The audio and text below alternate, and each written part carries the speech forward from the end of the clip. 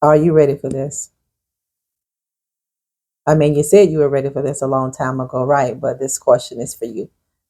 Are you ready for this? Your life is going to incline. Your life is going to go up. This is why the devil fought you so hard in your prayer. This is why the devil fought you tooth and nail when you were in your praise and when you were in your worship and when you open up the word of God to begin to pray and meditate on the word of God. This is where the enemy fought you so hard. This is why he's been fighting you so hard, because your life is inclining. Your life is going up. And the enemies of your life, their life is declining. Everything is being delayed. Everything's going to be denied. They're going to be set back. And they're going to have to watch you glow up. The enemies of your life are going to watch you, family, walk into your place of wealth. They're going to watch you walk into your successful place. They're going to watch you do exactly what you've always spoken that you were going to do, but they won't be close enough to touch you when they see it. God is not going to let the enemy get even close enough, family, to touch you.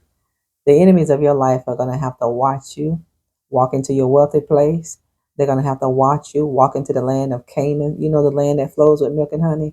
These people are going to have to watch you from afar. God is not going to even trust people to get that close to you. He's not. But God is going to allow them to be riddled with guilt and shame and regret. This is why God is going to allow them to see you from afar. It's going to kill people to see you in your wealthy place anyway. But the fact of you walking into your wealthy place, and on top of that, they're not going to be able to get close enough to you to even talk to you, to ask a favor for you. See, these people want to ask you to do them a favor so bad, but God said, not so. God said, let me put you on the sidelines. Let me let you get some binoculars, because this how far away that people are going to have to look for you. It's going to seem like you're far away, but it's going to seem like you're close to. Does it make sense?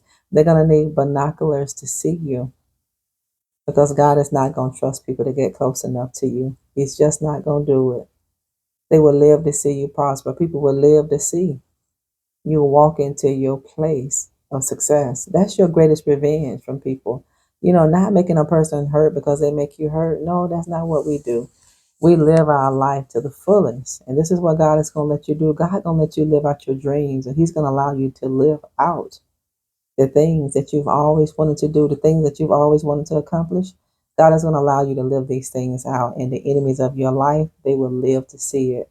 And you're not going to die. I know a lot of things you've gone through within your life. You thought you was going to die. You thought you weren't going to make it. God said, not so. God said, you're not going to die, but you're going to live, and you're going to declare the word of the Lord. Your enemies going to live to see you blessed. Your enemies are going to live to see you prosper. You'll get the last laugh if you hold your peace.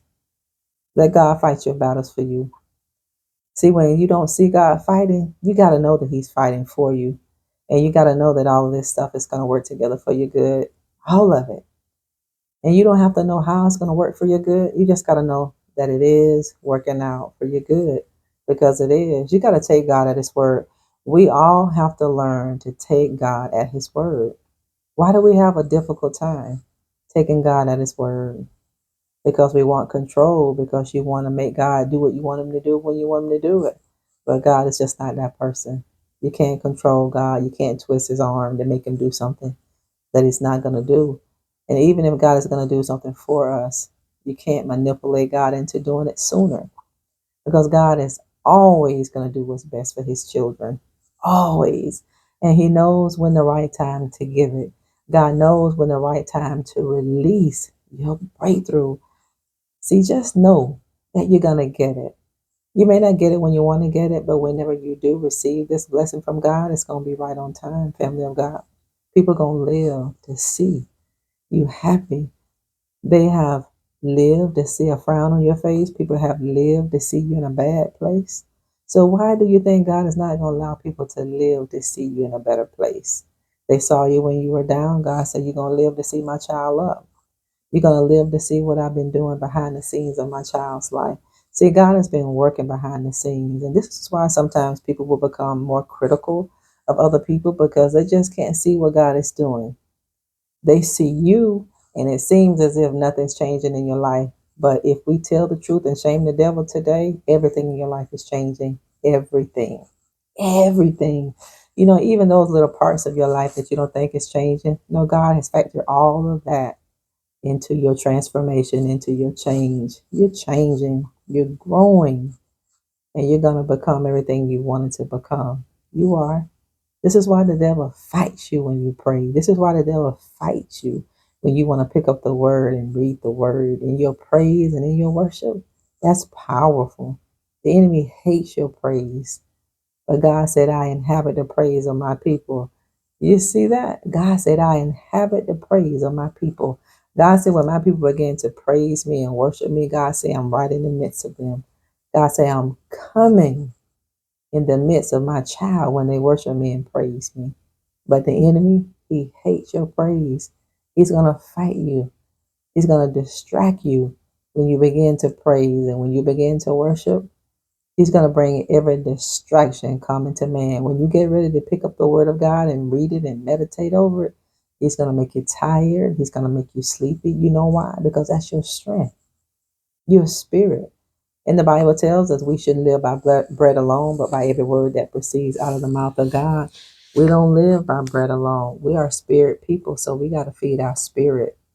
Whatever you feed is going to live, and whatever you starve, it cannot live. People will watch your success on the sidelines. They're going to need binoculars because they're going to be that far from you where they can't get close enough to you to touch you. Because a lot of people, if they had the opportunity one more time to get close to you, they're going to ask you for so many more favors. And a lot of people are just not going to be genuine. And God is not going to take that chance. See, this is why you've been by yourself, because God has to heal you. God knows your weakness. God knows who you're weak to. He knows what you're weak to. So don't despise if you're in a season of isolation. Don't despise if God has you in a place where it's just you and Him. God has to pour into you, and He has to extract things from you that's going to hinder what He's trying to give you.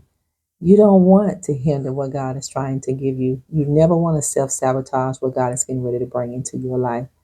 The signs are all around you. Pay attention. Pay attention to the dreams. Pay attention to the vision that God is giving you. Pay attention to the people that enter your life. Pay attention to the people that are removed from your life. Pay attention to all of those circumstances that you face on a day-to-day basis.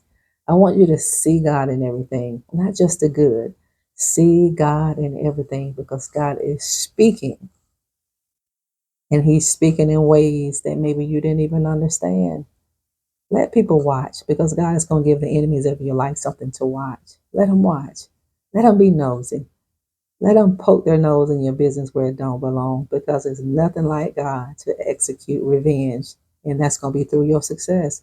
Your success, and you living a fulfilled life. I mean, every part of your life, God is going to let it be fulfilled. There's nothing going to be missing in your life. Nothing going to be lacking. And there's nothing that's going to be broken in your life. I declare shalom in your life, every part of your life. Thank y'all for tuning in to another broadcast with me of You Are Enough. Don't forget to subscribe to the channel here if you're not subscribed. And I don't want you guys to forget to hit the notification bell so you can be notified when I upload videos. We try to do these videos daily, so hit the notification bell, and don't forget, like the videos for me and share them, and go back and rewatch those pre-recorded videos and those pre-recorded lives for me. Remember, the best is yet to come for you. God is up to something good for you. You got to know it. God's not done. God's not finished. God is turning the pages of your life, and He's writing a new chapter. Some people that started with you, they won't finish because they are not permanent people. They were never meant to be permanent. Some people in your life are meant to be temporary people. Some people are meant to be seasonal people. Some people are coming to your life to be lessons, and some people have been placed in your life to be a blessing. And we got to have a spiritual discernment to understand and to discern what is what. Pay attention to the messages that God is giving you. Pay attention. And if you have an ear, hear what the Spirit of the Lord is saying to all of us. Shalom.